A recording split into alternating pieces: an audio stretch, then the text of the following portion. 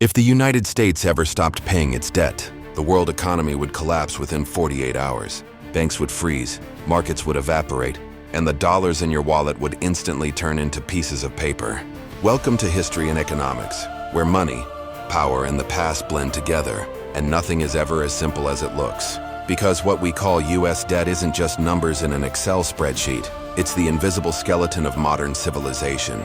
Everything, from loans to home prices, to the bread on your table, rests on that debt. And if that structure cracks, it's not just America that would fall. The entire world would. But before imagining such a collapse, we need to understand how this massive tower was built, how the richest country in the world became the most indebted one at the same time.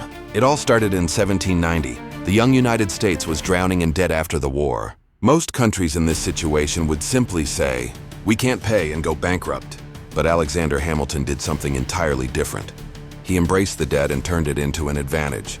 "If we borrow and pay reliably, the world will trust us," he said. And he was right. America borrowed, kept its word, and earned trust. U.S. bonds suddenly became a popular investment in European markets. The young republic gained power not just through weapons, but through credibility.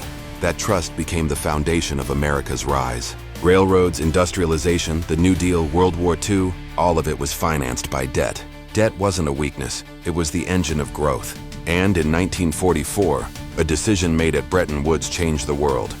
The global system was tied to the dollar, and the dollar to gold. This meant that everyone accepted America's promise as collateral. U.S. debt became something like the world's safe. The country began exporting not just wealth, but trust. But trust is not infinite.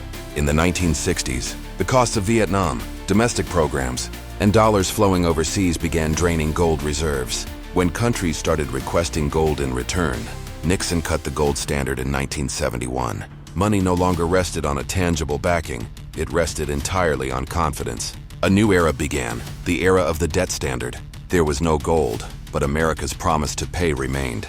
And that promise kept the world economy standing. U.S. borrowing became a global necessity. Even today, banks, pension funds, and central banks rely on U.S. Treasury bonds as their safe haven. But there's a secret to this system. America never truly pays off its debt. It constantly renews it. The system survives through this cycle, and that's exactly where the risk lies. If one day the U.S. missed even a single payment, if there were even a small delay on the calendar, the entire system would freeze instantly, because the risk-free asset would no longer be risk-free. In 1979, just a few days of disruption caused interest rates to spike. In 2011, the debt ceiling crisis caused a U.S. credit downgrade, costing the markets billions. These weren't economic crises, they were psychological ones. Because the world believes in one thing, the U.S. always pays. But by 2025, the picture had changed. Debt surpassed $38 trillion. Interest payments alone are nearly equal to the defense budget. The country is borrowing just to pay the interest on its existing debt. Add political conflict on top, and things get even messier. Every debt ceiling showdown makes the world wonder, could this be the time? China, Japan, and Gulf countries are reducing their holdings. Central banks are buying gold again. Countries like Brazil and India are looking for non-dollar trade routes. For the first time, trust is genuinely cracking.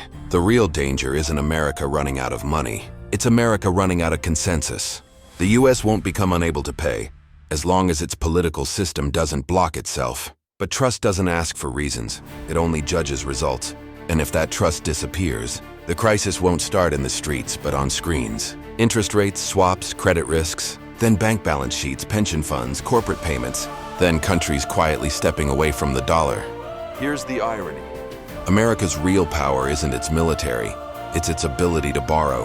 What ties global trade, investment, and savings to the dollar is that trust. But that trust erodes a little more with each crisis. Empires today don't fall from war, they fall from apathy. The world won't rebel against the dollar one day. It will simply realize it can function without it. The real danger isn't an imminent collapse.